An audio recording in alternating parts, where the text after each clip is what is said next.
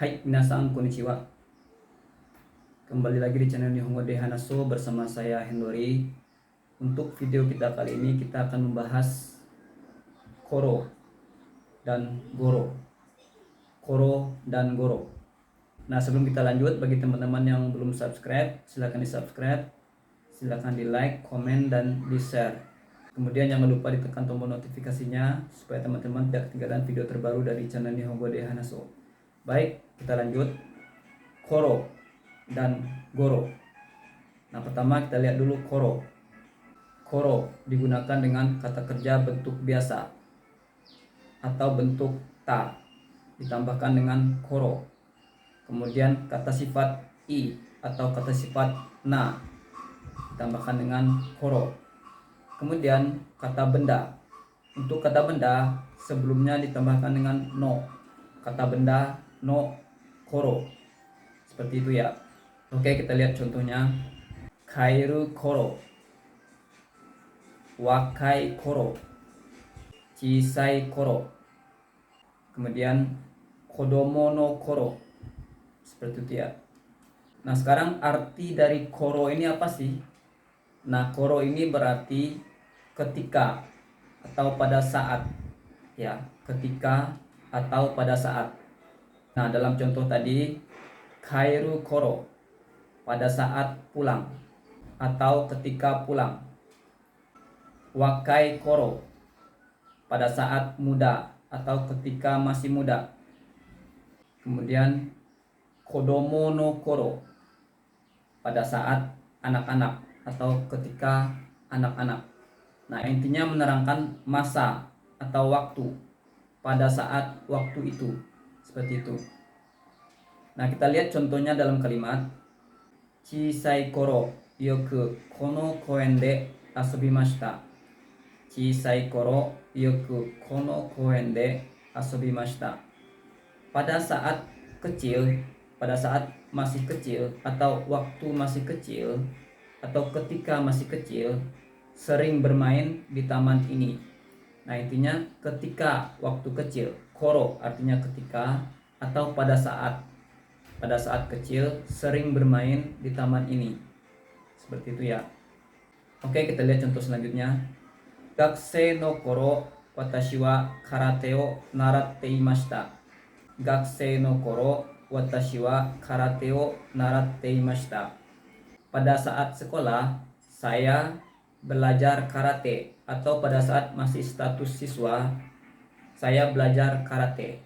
Jadi intinya koro berarti ketika atau pada saat. Pada saat masih siswa atau pada saat masih sekolah saya belajar karate. Seperti itu.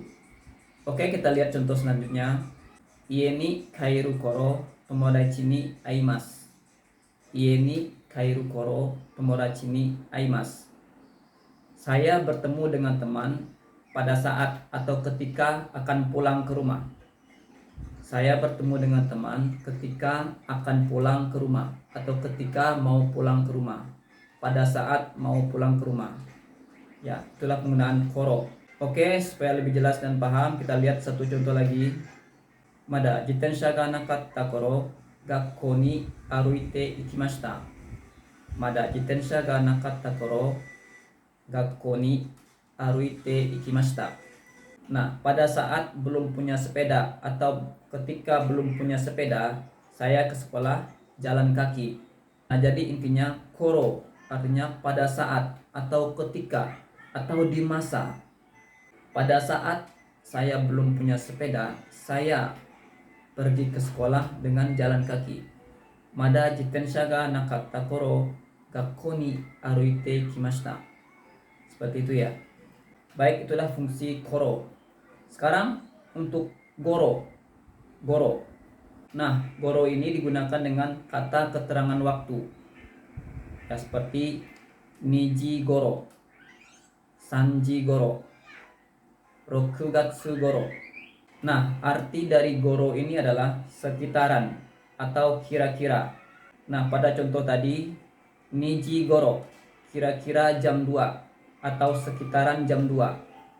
Sanji goro, sekitaran jam 3 atau kira-kira jam 3.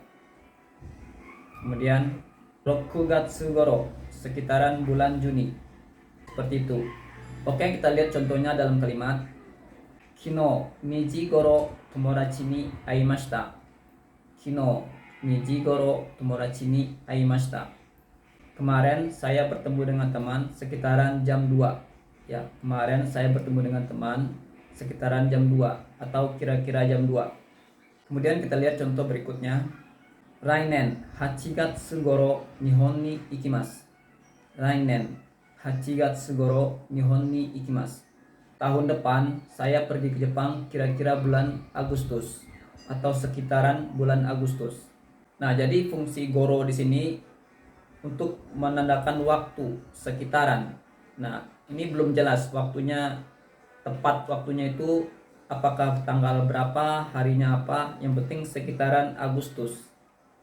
Intinya seperti itu. Kemudian supaya lebih jelas kita lihat contoh selanjutnya. Oshiru goro restoran de tabemasu. Oshiru goro restoran de tabemasu. Saya akan makan di restoran sekitaran jam siang atau sekitaran waktu makan siang. Seperti itu. Jadi entah itu jam 11 atau jam 12, yang penting sekitaran waktu itu saya akan makan di restoran. Nah, itulah cara penggunaan goro. Oke, sekian dulu pembahasan kita mengenai koro dan goro. Sekarang kita lihat dulu poin dari kalimat ini. Untuk koro digunakan dengan kata kerja bentuk biasa, kemudian kata sifat, kemudian dengan kata benda ditambah dengan no. Kata benda no koro. Dan goro digunakan dengan kata keterangan waktu ditambah dengan goro. Nah, jadi jangan sampai ketukar ya teman-teman. Kemudian koro dan goro bisa digunakan kepada teman-teman sebaya atau dengan orang yang lebih tua dengan kita. Bisa dengan bentuk formal atau bentuk kasual. Seperti itu. Oke, itulah pembahasan koro dan goro. Bagi teman-teman yang suka dengan video ini, silahkan di like, komen, dan subscribe. Kemudian diaktifkan tombol notifikasinya supaya teman-teman tidak ketinggalan video terbaru dari channel Nihongo de Hanaso. Saya Hendori, sampai jumpa di video selanjutnya. Dewa.